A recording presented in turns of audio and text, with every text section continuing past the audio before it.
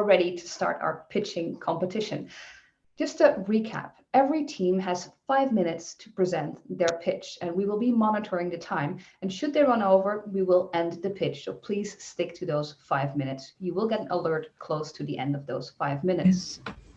After that, we will switch to our jury, who then has 5 minutes as well to ask questions. Yes, now I have to adjust the size of the window. I think I can hear another microphone that's still switched on. So maybe we can switch that off just to be clear. As said, our jury will then have 5 minutes to ask questions. So, jury, get your notebooks ready and don't forget to score right after the pitch ends. Presenters, good luck, and you know that we are all rooting for you. First up is Double Bond Pharmaceuticals. The team is developing a novel gel formulation that can be administered locally to improve the quality of life for a patient and also their survival rate. And presenting with us today is Igor Lokat. Good luck, Igor.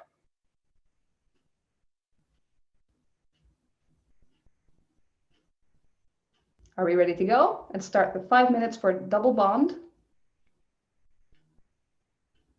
I think there might be a little difficulty. Yes. Hello, do you hear me? There you are. Good luck. Go ahead. Yeah, thank you. How to move forward? Yeah, but okay. I need to change how to change the presentation. I don't see the presentation. Dominic switched. I don't know where it is. Oh. Yeah. Hello. Today our story will be focused on our frontline product called SI53, which was meticulously designed to treat brain tumors locally. I cannot change the slide. Yeah. Our company focused on one of the most common and deadly subtypes of brain tumor, which is called glioblastoma. Regardless, this type is considered as a rare disease in the United States and Europe. Glioblastoma presents one of the poorest overall survival, not even exceeding 5% of patients surviving 5 years past diagnosis. The standard current standard of care consists of total or partial tumor resection, followed by irradiation and chemotherapy, which uses temozolomide as active pharmaceutical ingredient. It's slightly, yeah. However, systemic delivery of temozolomide results that only a small amount of this pharmaceutical ingredient reaches the brain, and majority, the main part of temozolomide, is distributed to all healthy organs and tissues, which give rise to extremely severe side effects and decrease the efficacy of the treatment.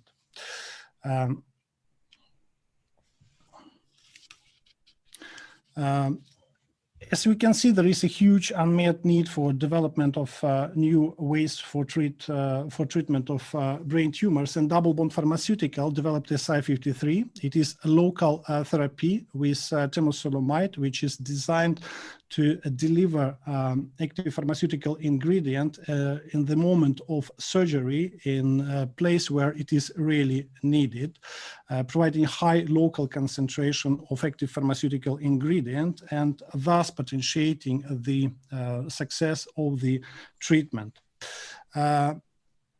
It's necessary to know that SI53 was fine-tuned with its prototype, which is called Temodex, which has been developed in Eastern Europe. And this product shown incredible increase in overall survival in clinical trials compared to standard of care. It showed 9 months overall survival it's just not moving this slide. Yeah, it showed increase in overall survival 9 months, which actually makes even more promising the potential of SI53 in treatment of glioblastoma.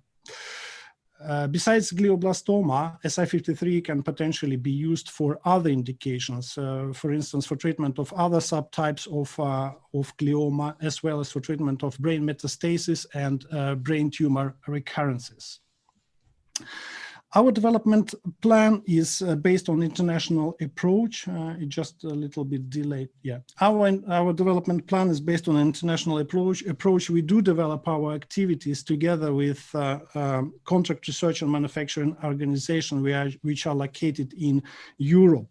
In Q1 2021, we will move. Our company will plan to move to the next exciting step of the development. We will start multi-site phase 1 clinical trials, and for further development, we need more financial muscles. Therefore, we are looking for a strategic potential partner. It can be mid-sized company or strategic investor.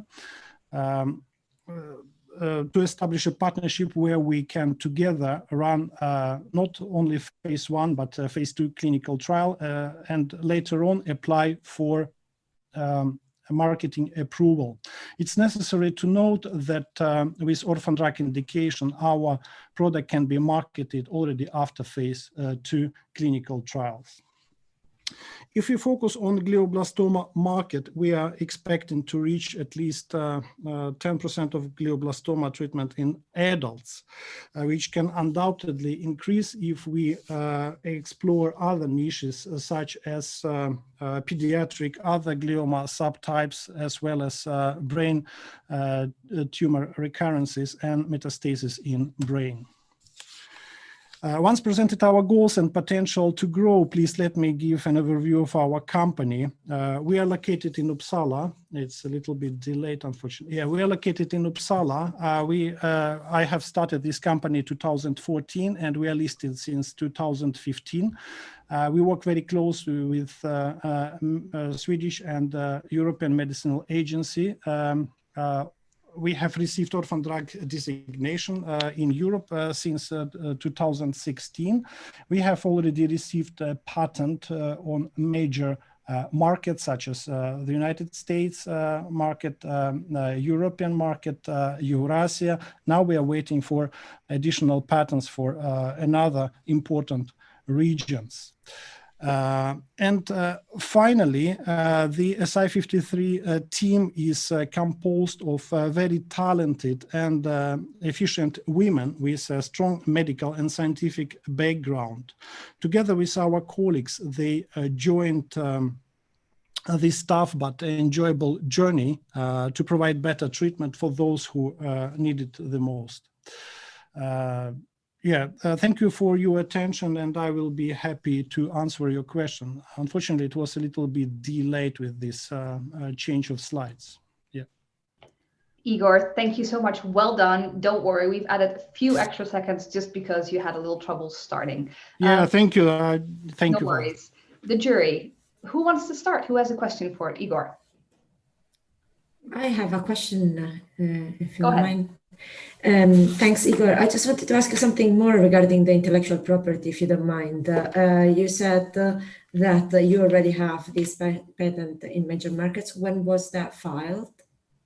We have filed 2016, which is usual because we will have protection, IP protection for our product up to 2036, which is quite long time. Then also with orphan drug indication, we can additionally increase in Europe for 10 years IP protection, and in the it's about 7 years, if I'm correct. Thank you.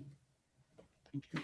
Any other questions from the jury? Go ahead. I have a question, actually. Hi, Igor. Hello, a quick question on the competition. How do you see the competition forming up? Because it seems like, you may have still, hopefully, a long time to go, not a long time, but at least some time to go to develop fully the product. And seems like, you know, it has been already, it has found itself in some Eastern European markets. Could you tell us a little bit about the competition?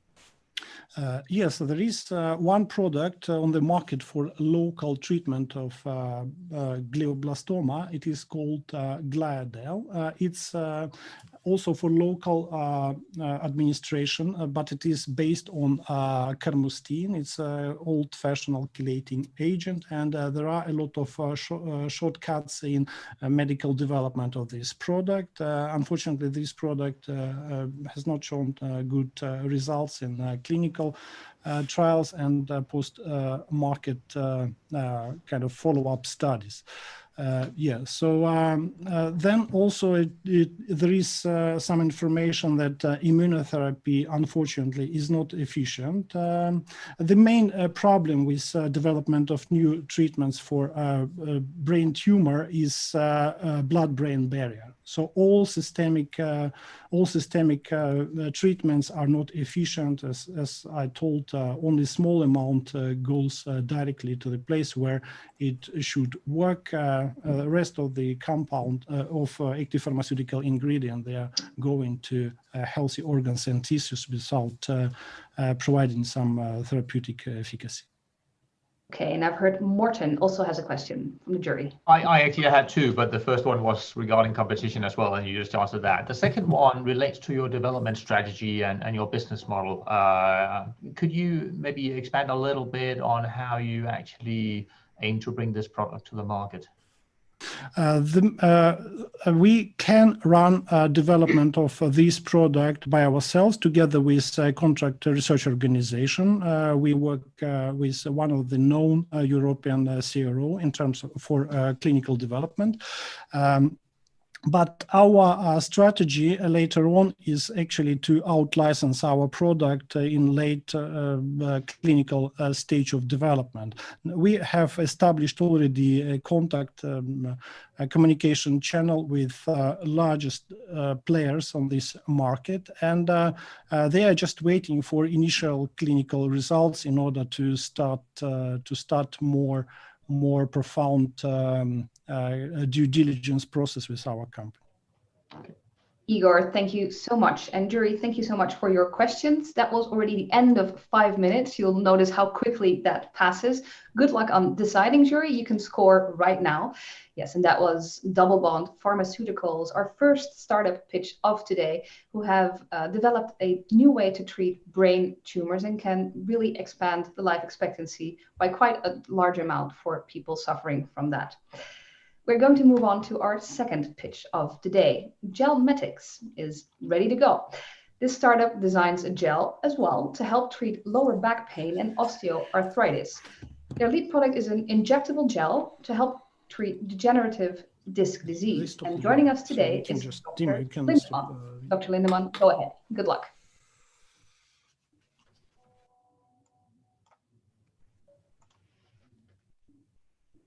I think we can switch to Ileana Lindemann right now.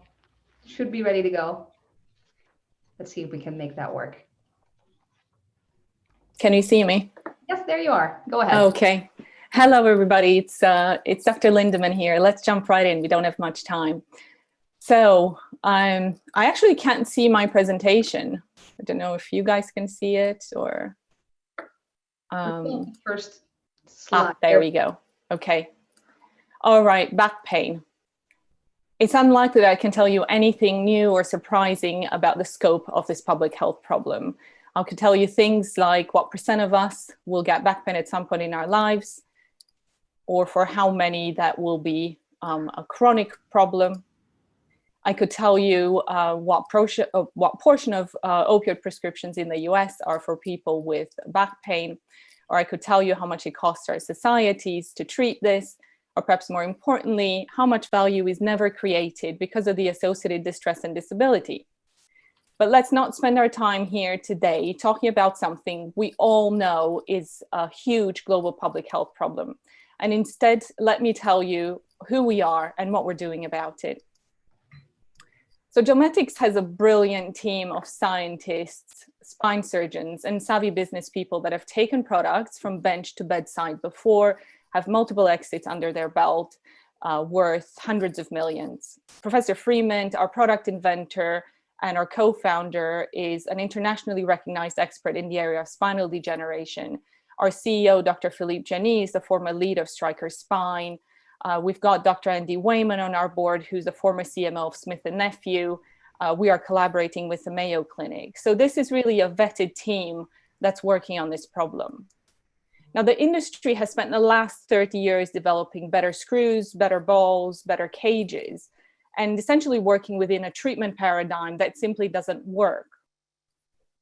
We know that just masking the pain in the short term with painkillers or injections or destroying the anatomy with surgery doesn't work. In fact, healthcare costs have been escalating.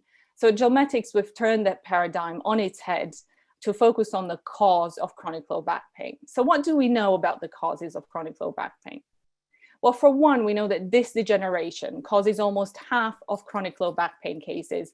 And that's about 17 million patients today that are eligible for our treatment in our core markets, and an additional million annual new patient flow.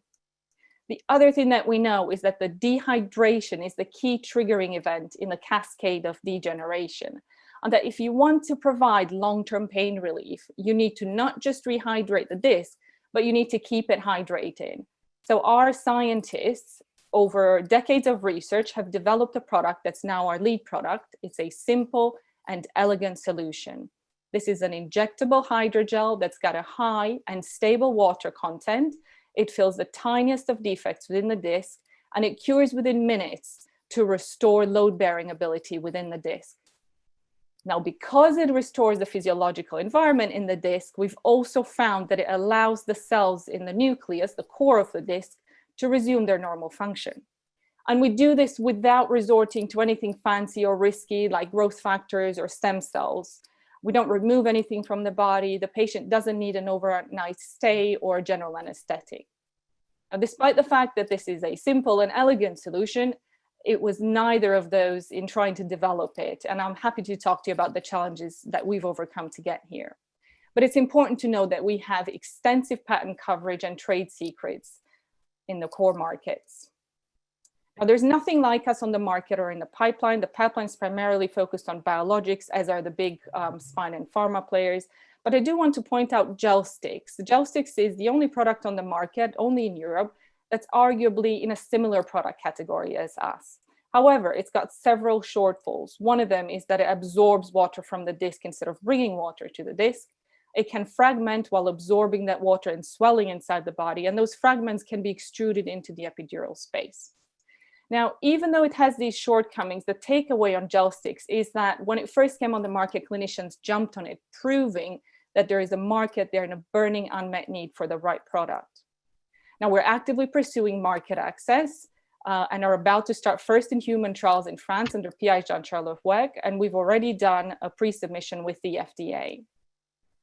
For now, we've got a comfortable runway, and we're focusing on completing our first in human study and on getting the investment and clinical community to know us.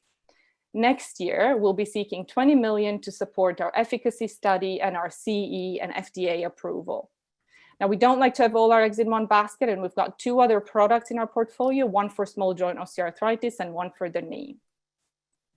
This is Gelmetix. We're tackling a big global health problem with a brilliant team and Ileana, and a simple, elegant solution. Unfortunately, I have to cut you off. We already are 5 minutes down the line. Thank you so much for your pitch, Gelmetix in this case, and I would like to turn it to the jury who might have some questions. I'd have a question about the clinical trials. So what is your primary endpoints, and how long do you need to do a follow-up study? Okay, so for our safety study, which is the first in human study, the primary endpoints are looking at patient-reported outcomes, so ODI and VAS, and we're looking at a 20-point increase. Follow-up is 12 months for all three cohorts. We're going to have three cohorts. The first one, 5 patients injected in one level. The second one, if we get safety committee go ahead, we're going to do the next 5 patients in multiple levels. And then if we go ahead get go ahead from that, we're going to do an additional 10 patients, so 20 patients in general, across both 1 and 2 levels. All right. A second question from the jury, maybe. Yes, this is Eric. You said you have extensive patent coverage, but can you tell us when you filed your patent? I can tell you just high level. I can't remember exactly when we filed, but we have patent coverage to 2032 at least in the US and Europe and Canada. I've got my CTO, Dr. Jane Bramhill, on here, who may be able to shed a little bit more light on that. Yeah, so we do have full patent coverage, as Eliana said, across Europe, Canada and US until 2032. And we also have a new patent in PCT phase to further extend the coverage and the length of the coverage of our portfolio. Okay, thank you. We do have some time for more questions from the jury. And I can maybe take the next one. Could you quickly comment on basically your BD and commercialization strategy? How do you see, to go to the market very quickly? Yes, sure. So we've actually had LEK, which is one of the top boutique consulting firms. We've been lucky because we've got a good deal on that, having one of them on board ourselves. So we've got them to help us define the market assessment and market access strategy in Europe. And we're currently undergoing a strategic project to understand the US market. What we're going to do in terms of launch is we're going to first start out with centers of excellence.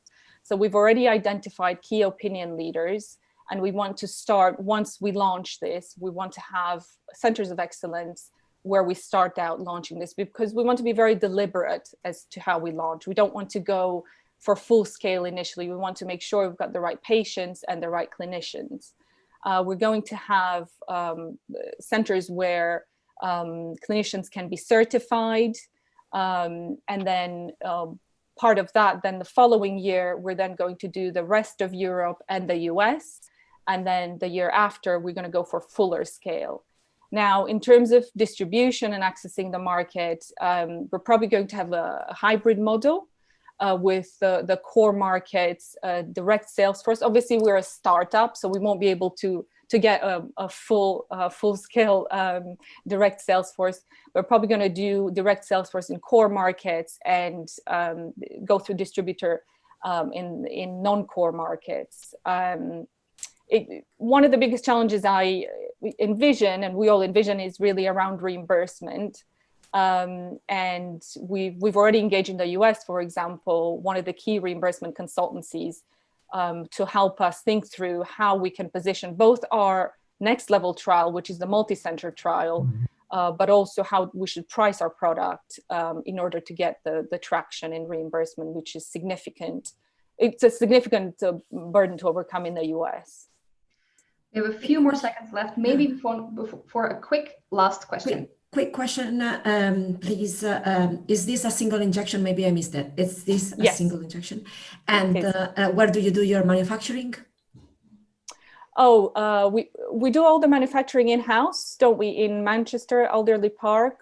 But I'll let Jane, because I think we do the sterilization somewhere else. Yeah, so our gel manufacturing is on site at our labs at Alderley Park in Manchester, and we work with a sterilisation subcontractor to aseptically process the gel in Switzerland. Okay, thank you very much. That's to conclude our Q&A with the jury. The jury now has a few minutes to score. Thank you so much, Jane, and of course, Dr. Lindeman as well, for joining us and presenting here today. Gelmetix this was, and we can all imagine how important it is to have a good treatment from lower back pain. I think sometimes we all suffer from it a little bit. Can you only imagine what it would be like if you suffer from it in a chronic way? 17 million people, we've been told, and 1 million people annually who get added to that list of patients. Non-invasive, a cheap way to help them, well, get a little bit of quality in life back. We're going to move on to our third startup of this pitching round already. Now, gut. We're going to look at our stomach. Colorectal cancer is the second cause of mortality worldwide, and Good Gut has developed an incredibly sensitive and low-cost test that reduced the need for colonoscopies. Joining us today is Mariona Serra Pagues, and I hope you're ready to go for your presentation, and then we'll switch the camera over to you.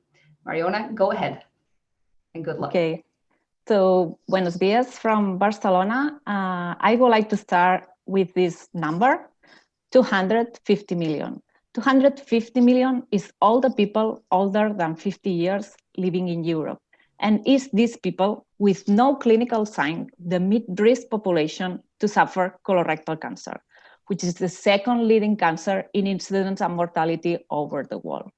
And so, which is the best way to face colorectal cancer? The best way are organized screening programs. And so the gold standard technique to diagnose colorectal cancer is colonoscopy, which is an effective technique, but is very invasive and expensive. So if we had to perform a colonoscopy to all these people, this wouldn't be affordable and a necessary risk. That's why most of the organized screening programs, they combine a non-invasive test that whenever they give a positive, a colonoscopy is performed. So the most used non-invasive test is FIT, fecal immunochemical occult blood test, which is very easy to use and cheap, but it presents two main disadvantages. In first place is that blood is not a specific clinical sign of colorectal cancer. So that means that for every 3 colonoscopies that are performed, 1 is unnecessary. The other disadvantage is if you have cancer and you give positive, that means that you already have a mass which is bleeding. So we are late. And so that means that for every 3 cancers that are detected, 2 of them are detected in a very advanced stages. So it's clear that this test needs to be complemented. That's why from Good Gut, we have developed RIGHT-CRC, which is able to reduce the 61% of FIT false positive, and it's able to increase to 59% the early detection. So how this works, this test? It is focused on detecting the specific bacterial signature of colorectal cancer through qPCR, and it has been designed to meet the 3 main criteria which are required for organized screening program, which is feasibility. It can detect the bacterial signature in the same collector as FIT with no need to change the sample collection and can be read automatically. It is cost-effective, and it presents a high performance. So the introduction of RIGHT-CRC will represent a reduction of 28% of unnecessary colonoscopies, which represent in a country such as UK a saving just in colonoscopies up to 66 million per year. So our value proposition is clear, and this table of competitors, you can see the ones that they bet to reduce the false positive and the ones that they bet to increase the early detection. We can do both at the same time, being cost effective, because we are the only one using a specific bacterial signature. So how this bacterial signature has been defined?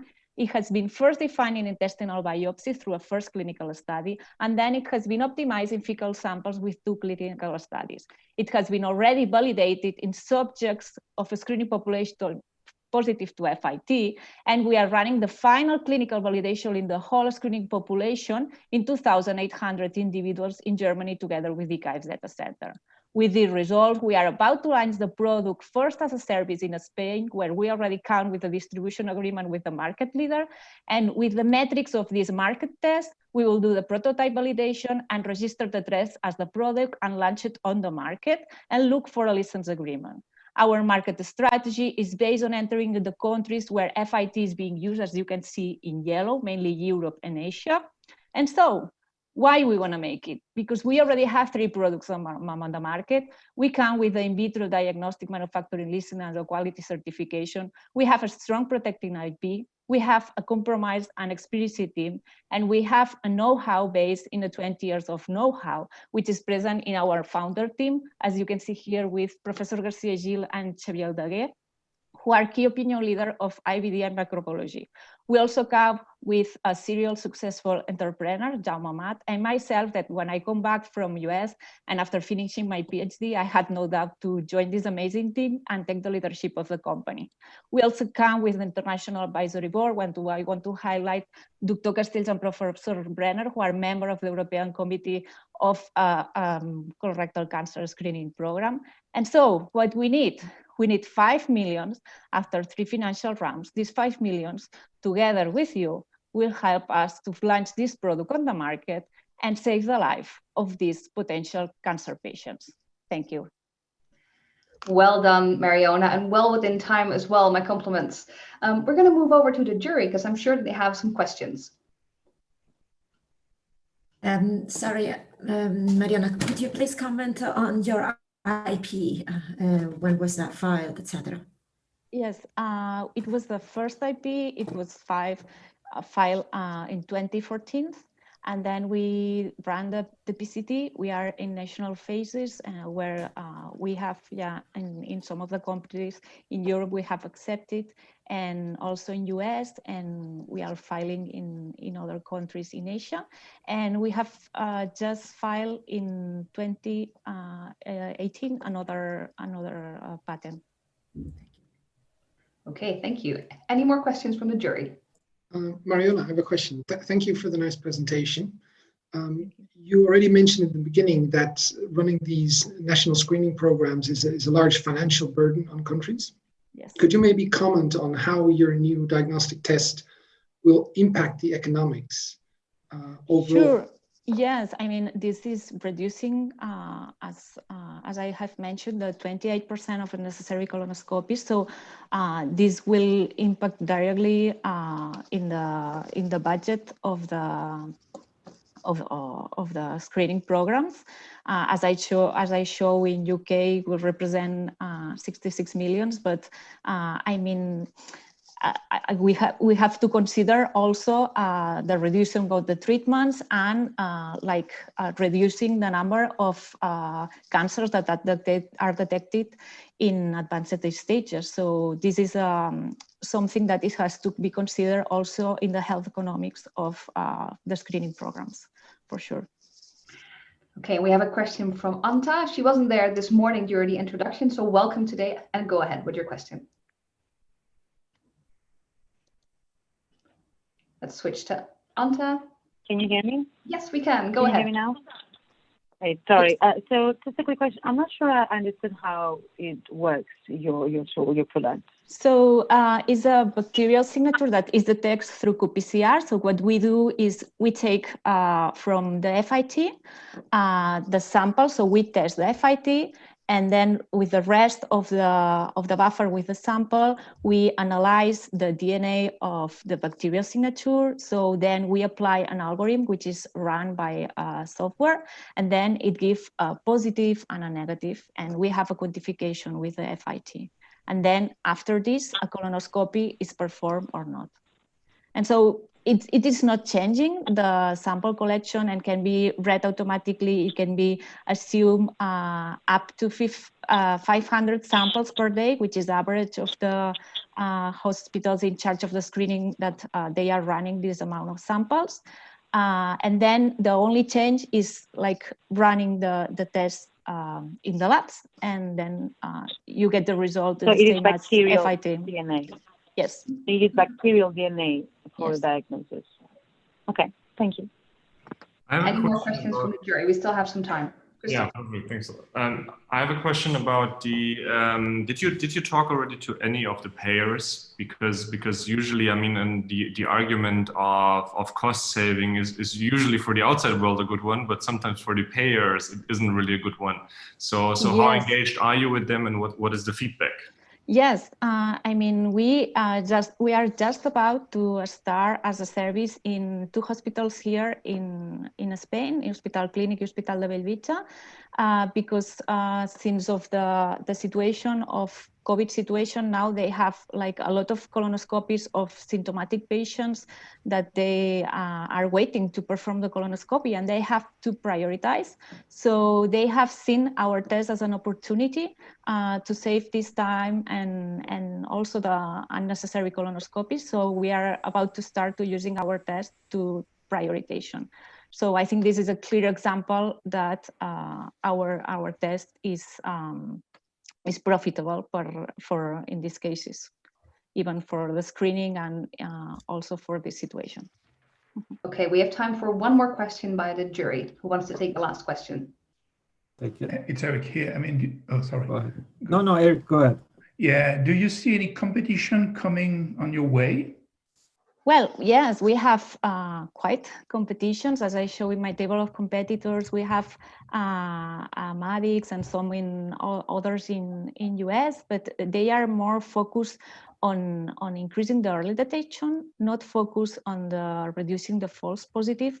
We increase the early detection and we reduce the false positive. And what's more important is that we can do it being cost effective with this price, because they are always saying that will be like three numbers, the price. We always okay, sorry. So we are doing cost effective, which is a clear difference because the screening programs has to be profitable. And so there's a clear difference. And also because we adapt to the pathway and the circuit that is already established. Okay, thank you so much, Mariona. Well done, and thank you, jury. Good luck on your PhD as well. We'll give the jury some time to add their scores. We listened to the startup pitch from Gut, and as Mariona has been telling us, there's now little options for people who are in the process of being diagnosed with colorectal cancer, and the tests that are there are sometimes unnecessary or the results are not right. So they have come up with a solution for that, their new test. The added benefit is that just for the UK alone, that could mean a cost saving of almost 66 million a year. They're already market testing. They have experience with other projects. So let's see how this goes. We're going to move on to our last pitch already for this round of pitches, and we're going to listen to HIQ Nano. The team develops innovative ideas and approaches to home testing, point-of-care diagnostics, and nanomaterials from the R&D sector. Mario Moglianetti will be presenting for HIQ Nano. Good luck, Mauro, and go ahead.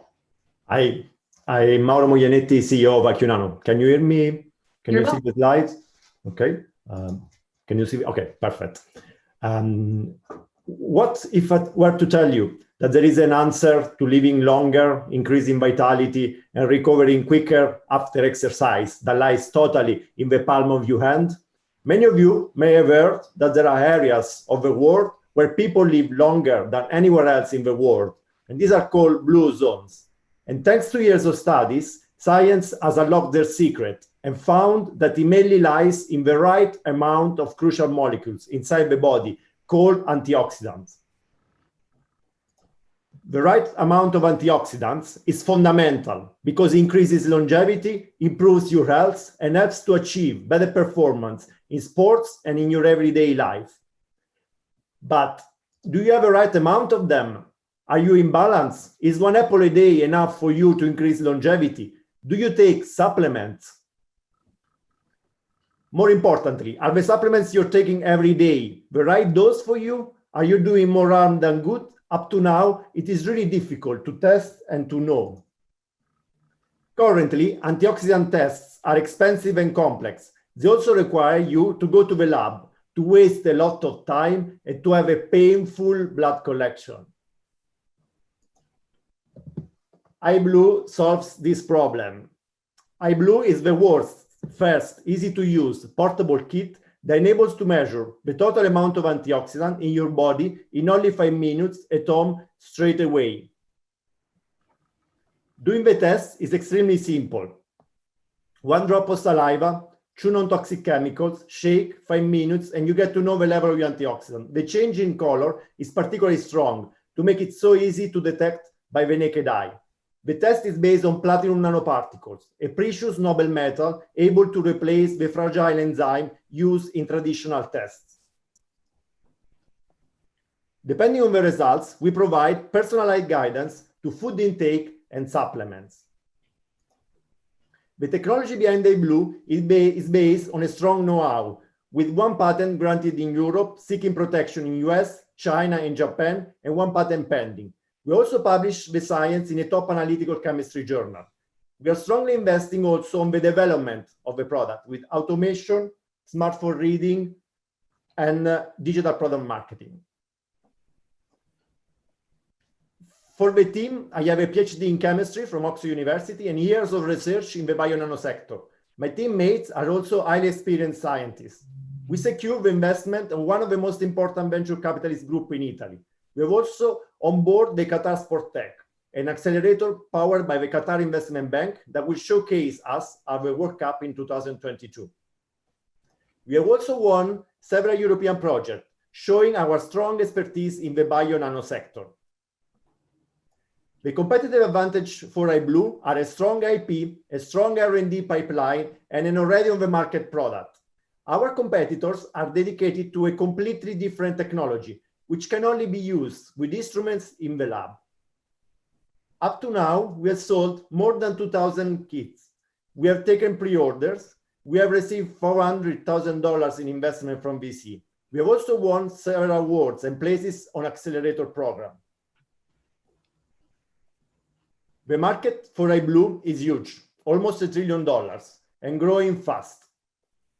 We already started sales through the B2B channel, whilst trying to expand to the B2C with a digital campaign directly to the final consumer. Our pipeline includes application for family health, pets, food quality, and anti-aging cream. In the future, we envision to create a brand line of superfood and food supplements of superior quality. We are already generating revenues, and we would like to break even in 3 years with an ambitious revenue stream in 5 years. Marketing is our next mountain to climb, and we need to raise funding and find the right partners. We are also looking for investors and partnership to launch the product. HIQ Nano vision is to become a major player in the wellness and diagnostic sector. And I believe this is important because knowledge of ourselves is the foundation on which our longevity and vitality lie. Thank you very much. Open for questions. Well done, Mauro. Right on the 5 minutes. I'm going to switch to the jury, who I'm sure has questions. Yes, I'd like to kick off. Oh, sorry. Let's go to Anta first. Thank you. So I'm not sure I understand how you're measuring the antioxidants in the saliva, and 2, how does that correlate with antioxidants? What antioxidants are you measuring? Why in the saliva, and how does that relate or correlate to other organs, which is perhaps more important to measure their levels and the periphery? Okay, so we measure the antioxidant with this new technology that is based on platinum nanoparticles. So platinum nanoparticles replace the peroxidase enzyme that is used in the traditional test. And what we measure is the panel of antioxidants. So from like glutathione to like thiocyanate, ascorbic acid. So all the panel that is called the total antioxidant capacity of the body. So the total antioxidant capacity of the body is measured through saliva. Saliva is a non-invasive fluid, and it reflects what the level of antioxidant, the oxidative stress, is something that is pervasive around the body. So it doesn't change in particular fluids because it's such an important equilibrium in the body that it doesn't change all over the body fluid. So of course, the total antioxidant capacity of saliva is different from the one of the blood. But it reflects what is the oxidative stress or the level of antioxidant in the body. All right, there was someone else who had a question, so go ahead. Yes, Morten here from Denmark. So I was curious if you've looked into the different other solutions being launched on the market now, and I'm particularly thinking about biophotonic scanners that are also looking into measuring antioxidants in the body using carotenoids as a marker. Is that something? Yeah, sure. I mean, like what we propose is something that is extremely simple. It's instrument free, so just with a smartphone, and it can be done with non-toxic chemicals on a kitchen table. So our approach is to go directly and to make this measurement really simple and really fast for everyone in their own house. So the idea is like for us, portability and frequency of the test, also for sports people, that they can do. I run a marathon, I go in oxidative stress, I want immediately to take action, taking like antioxidant to counteract oxidative stress. I need to do it on the spot. So our technology is like definitely, the strength of our technology is definitely portability. So for sure, there are other techniques, they're really interesting, but I think like they cannot achieve what we propose. Thank you. Now, Laura also has a question, so go ahead, Laura. Yes, please. Mauro, can you tell us a little bit more about your proof of concept? How did you show that your product works, and which kind of population or samples you did that? So we publish our results in the analytical chemistry, the ACS, again, American Chemical Society. So there, like we show all the data. So what we prove is like that our test is comparable with the traditional tests done with the peroxidase enzyme. And we did like a study on the population, like a few people, like around like 50, 100 people. But what we wanted to prove is just like that we measure the platinum nanoparticle can replace the HRP, so the peroxidase. So that was like our point. Thank you. Who else has a question from the jury? We do have some time. Yeah, Eric here. I mean, can you expand on your pricing positioning strategy? Yeah, so like now we're like going on the market with this 24 euro pricing to the final consumer. Of course, this is like is like the price is coming from like what usually is the cost of a test, and also like to consider that there are like several steps from distributors to pharmacies, because in Italy we are now starting through this channel, so distributors and pharmacies. We got like really nice feedback from pharmacists because they can add value to their like counseling, so they can really provide like extra value to the final consumer. As now the market for antioxidants and supplements in pharmacies is huge, and is becoming one of the major one of the major revenue for pharmacies. They're really interested to provide extra value for their profession. So yeah, the pricing is 24. The idea is like maybe with the scale up and to lower it a bit, maybe going to the 19 in the future, 19 euro. But this is really in line with whatever tests you do. So I think we are like in terms of pricing, we are right. Okay, well done, Mauro. And that was the time for the jury as well. 10 minutes fly by like that. That was our first round of pitches. Well done, Mauro. Thank you so much. HIQ Nano, as said, has developed a test that brings the lab at home. You can test your own antioxidants, and they have a go-to-market strategy. They're very clear about their numbers. So let's see, that may be one of the winners, or maybe one of the organizations that move on to the final in December.